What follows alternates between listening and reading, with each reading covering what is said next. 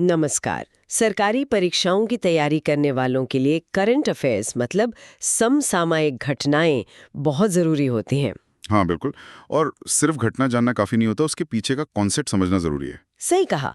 तो आज हम यही करने वाले हैं, कुछ महत्वपूर्ण एमसीक्यूज लेंगे और उनके पीछे की बातों को जो है गहराई से समझेंगे। बिल्कुल। आज हम भूधनसाव, तेल व्यापार, बॉन्ड इक्विटी, नई शिक्षा नीति और एयर क्वालिटी जैसे टॉपिक्स पर बात करेंगे। तो एक अच्छी गहरी चर्चा होगी। हाँ जी, तो चलिए शुरू करते हैं। पहला सवाल है भूधनसाव पर, लैंड सब्सिडेंस जिसे कहते हैं। भारतीय शहरों पर एक स्टडी हुई है हाल में। 3 कथन दिए हैं, हमें बताना है कौन से सही हैं। पहला, जितने शहरों का विश्लेषण हुआ उनमें दिल्ली में भूधनसाव की दर सबसे ज्यादा मिली। ठीक है। दूसरा, दिल्ली में इसका मुख्य कारण है बहुत ज्यादा जमीन से पानी निकालना, जिससे वो जलोढ़ मिट्टी, एलुवियल डिपॉजिट्स दब जाती है। और तीसरा, स्टडी में 2015 से 2023 के डेटा के लिए सैटेलाइट रडार तकनीक इनसार का इस्तेमाल हुआ।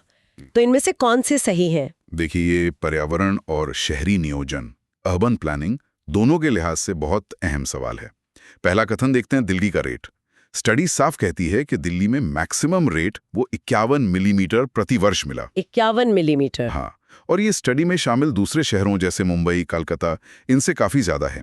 तो पहला कथन वो तो सही है। अच्छा, सुनने में शायद कम लगे 51 mm, पर धीरे धीरे ये इमारतों के लिए खतरा बन सकता है ना? बिल्कुल, नींव पर असर पड़ता है, सड़कों पर, पुलों पर। अब दूसरा कथन, कारण। क्या ज्यादा पानी निकालना ही वजह है? हाँ, यही पूछा है। तो स्टडी के हिसाब से हाँ, दूसरा कथन भी एकदम सही है। वो कहते हैं कि मुख्य कारण यही है, जरूरत से ज्यादा भूजल निकालना। होता यह है कि पानी जो है वो नीचे मिट्टी की परतों को एक तरह का सपोर्ट देता है। जब वो पानी आप खींच लेते हैं तो वो सपोर्ट कम हो जाता है और ऊपर का वजन मिट्टी को दबा देता है, खासकर दिल्ली जैसे इलाके में जहाँ जलोढ़ मिट्टी है, नरम मिट्टी। अच्छा, तो ये कारण भी सही है, मतलब पानी निकालो जमीन धंसेगी। और तीसरा कथन, वो तकनीक वाला इनसार। जी हाँ, तीसरा कथन भी सही है। ये इनसार तकनीक मतलब इंटरफेरोमेट्रिक सिंथेटिक एपर्चर रेडार, ये सैटेलाइट बेस्ड तकनीक है। ओके। और इस जमीन में होने वाले बहुत छोटे मिलीमीटर लेवल के बदलावों को भी पकड़ लेती है। और स्टडी ने 2015 से 2023 का ही डेटा इस्तेमाल किया है। तो तीनों कथन सही हैं। तो मतलब तीनों ही कथन सही हैं। ये तो एक तरह की चेतावनी है, सिर्फ दिल्ली नहीं, उन सभी शहरों के लिए जहां पानी का इस्तेमाल सोच समझ कर नहीं हो रहा। बिल्कुल, परीक्षा के नजरिए से देखें तो ये सस्टेनेबल डेवलपमेंट, वाटर मैनेजमेंट और डिजास्टर रिस्क से जुड़ा है। सही बात। चलिए अब एक अलग मुद्दे पर आते हैं, अंतर्राष्ट्रीय राजनीति और अर्थव्यवस्था से जुड़ा। अगला सवाल है, भारत के कच्चे तेल आयात पर, खासकर रूस से जो तेल आ रहा था उसमें कमी आई है। तो सवाल है, इस कमी का मुख्य कारण क्या है? ये भी बड़ा सामयिक विषय है। विकल्प है, ए, भारत मिडिल ईस्ट से रिश्ते मजबूत कर रहा है। बी, अमेरिका ने रूस की बड़ी तेल कंपनियां रोसनेफ्ट और लुकोइल उन पर प्रतिबंध लगा दिए हैं। सी, रूस में तेल का उत्पादन कम हो गया है। या डी, रूसी तेल महंगा हो गया है। ये अच्छा सवाल है। देखिए, अंतर्राष्ट्रीय संबंधों और एनर्जी सिक्योरिटी का सीधा मामला ये, और जो स्रोत हमें दिए गए हैं उनके अनुसार भारत में रूसी तेल के आयात में गिरावट की सबसे बड़ी वजह है विकल्प बी। अच्छा, यानी अमेरिकी प्रतिबंध। हाँ, अमेरिका ने अक्टूबर में रोसनेफ्ट और लुकोइल जैसी बड़ी रूसी तेल कंपनियों पर जो प्रतिबंध लगाए, उसका असर दिख रहा है। पर वो प्रतिबंध भारत के आयात को कैसे सीधे प्रभावित कर रहे हैं? देखिए, स्रोत ये इशारा कर रहे हैं कि इन प्रतिबंधों के बाद जो भारतीय रिफाइनरीज हैं वो इन कंपनियों से तेल खरीदने में थोड़ी सावधानी बरत रही हैं, हिचक रही हैं। शायद भविष्य में कोई दिक्कत ना हो इसलिए। हाँ, हो सकता है। अंतर्राष्ट्रीय पेचीदगियों से बचने के लिए तो जब इन बड़ी कंपनियों से सप्लाई में रुकावट आई तो ओवरऑल रूस से आने वाले तेल में कमी दिखी। तो यहाँ ये साफ कर देना चाहिए कि हम सिर्फ दी गई जानकारी के आधार पर ये बता रहे हैं, इन प्रतिबंधों का सही गलत होना हमारा विषय नहीं है। बिल्कुल नहीं। हम सिर्फ ये देख रहे हैं कि जानकारी के मुताबिक आयात घटने का मुख्य कारण क्या बताया जा रहा है, वो है ये प्रतिबंध। ठीक है, तो बाकी विकल्प क्यों नहीं, जैसे मिडिल ईस्ट पर फोकस या रूस में उत्पादन कमी? स्रोत में ऐसा कुछ नहीं कहा गया कि भारत ने जानबूझकर मिडिल ईस्ट पर फोकस बढ़ाया है। ना ही रूस में उत्पादन में कोई ऐसी बड़ी गिरावट की खबर है, और ना ही रूसी तेल अचानक इतना महंगा हो गया कि वो मुख्य कारण बन जाए। तो प्राइमरी ट्रिगर अमेरिकी प्रतिबंध ही लगते हैं। ये दिखाता है कि कैसे एक देश के फैसले दूसरे देशों के व्यापार और ऊर्जा नीति को सीधे असर करते हैं। हाँ, और ये विविधीकरण मतलब डाइवर्सिफिकेशन का महत्व भी बताता है कि एक ही स्रोत पर ज्यादा निर्भरता ठीक नहीं। बिल्कुल। चलिए अब फिनेंस की दुनिया में चलते हैं थोड़ा। अगला सवाल है, कंपनी के बॉन्ड और इक्विटी शेयर में क्या फर्क है? फिर से 3 कथन है, सही बताने हैं। ये तो बिल्कुल बेसिक कॉन्सेप्ट है फाइनेंस का। पहला कथन, बॉन्ड कंपनी में मालिकाना हक दिखाते हैं, जबकि इक्विटी शेयर कर्ज की देनदारी। ठीक है। दूसरा, बॉन्ड होल्डर्स को फिक्स्ड रिटर्न मिलता है, पहले से तय, जबकि इक्विटी शेयर पर रिटर्न बदलता रहता है, कंपनी के मुनाफे पर निर्भर करता है। और तीसरा, अगर कंपनी बंद हो जाए, लिक्विडेट हो जाए, तो बॉन्ड होल्डर्स को इक्विटी शेयर होल्डर्स से पहले पैसा वापस मिलता है। अच्छा, तो ये 3 कथन हैं। चलिए परखते हैं। पहला कथन जो है वो बॉन्ड को मालिकाना हक बता रहा है और इक्विटी को कर्ज। ये तो बिल्कुल उल्टा है। हाँ, ये तो गड़बड़ लग रहा है। इक्विटी मतलब हिस्सेदारी, ओनरशिप, है ना? एकदम। इक्विटी शेयर खरीदने का मतलब है आप कंपनी के हिस्सेदार बन रहे हैं, मालिक बन रहे हैं। और बॉन्ड खरीदने का मतलब है आप कंपनी को पैसा उधार दे रहे हैं, आप लेनदार हैं, क्रेडिटर। तो पहला कथन तो सरासर गलत है। ठीक है, पहला गलत। दूसरा कथन रिटर्न के बारे में है, बॉन्ड पर फिक्स्ड, इक्विटी पर वेरिएबल। ये कैसा है? ये बिल्कुल सही है। आमतौर पर बॉन्ड पर एक तय ब्याज दर होती है, कूपन रेट जिसे कहते हैं, वो आपको मिलता रहेगा। लेकिन इक्विटी पर रिटर्न मतलब डिविडेंड या शेयर की कीमत में बढ़ोतरी, ये सब कंपनी कैसा परफॉर्म कर रही है, कितना मुनाफा कमा रही है, इस पर निर्भर करता है। तो वो बदलता रहता है, वेरिएबल होता है। दूसरा कथन सही है। ठीक है। और तीसरा कि कंपनी बंद होने पर पहले पैसा बॉन्ड वाले को मिलेगा? ये भी बिल्कुल सही है। ये फाइनेंस का एक रूल है। अगर कंपनी दिवालिया होती है, उसकी संपत्ति बेची जाती है, तो सबसे पहले कर्ज चुकाया जाता है। और बॉन्ड क्या है? कर्ज है। हाँ। तो पहले बॉन्ड होल्डर्स का पैसा चुकाया जाएगा, उसके बाद अगर कुछ बचा तो मालिकों यानी इक्विटी शेयर होल्डर्स को मिलेगा। अक्सर तो इक्विटी वालों को कुछ मिलता भी नहीं। तो तीसरा कथन भी सही है। तो मतलब पहला गलत और दूसरा और तीसरा सही।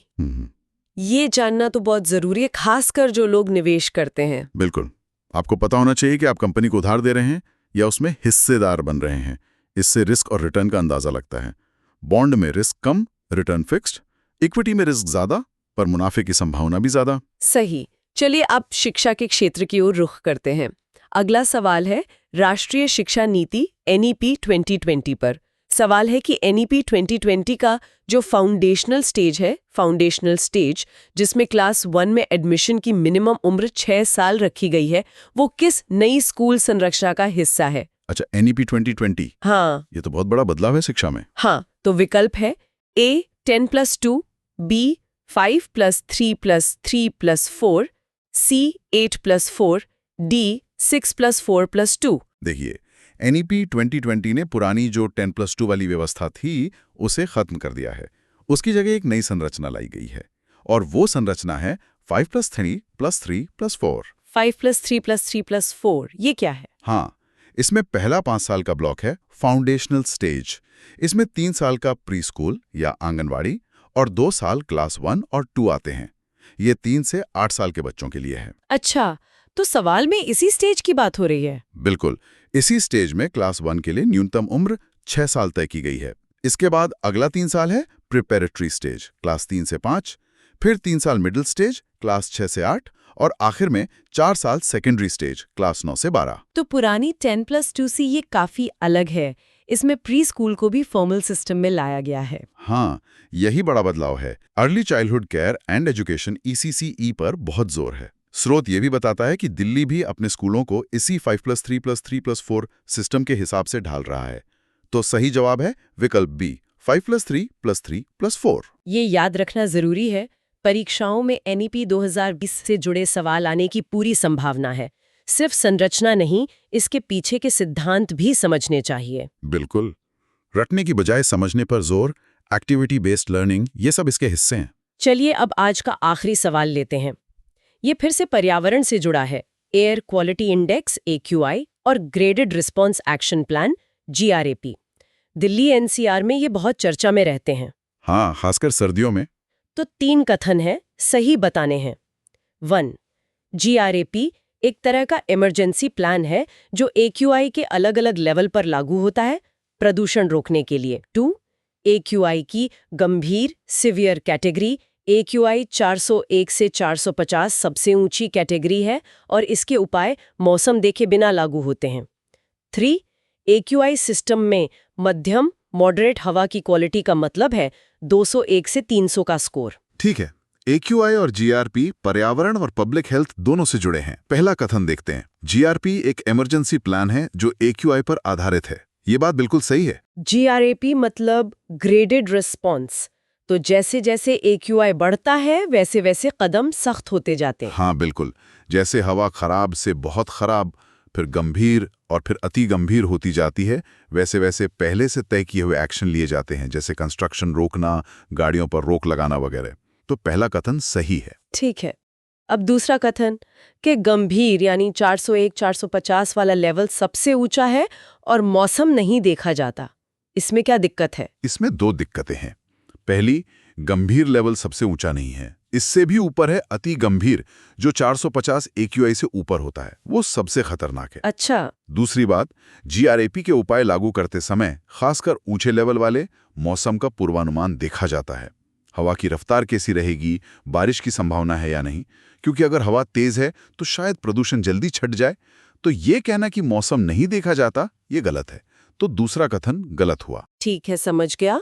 और तीसरा कथन मध्यम मॉडरेट AQI की रेंज 201-300 बता रहा है। ये भी गलत है। जो स्टैंडर्ड AQI क्लासिफिकेशन है उसमें मध्यम मॉडरेट होता है 101 से 200।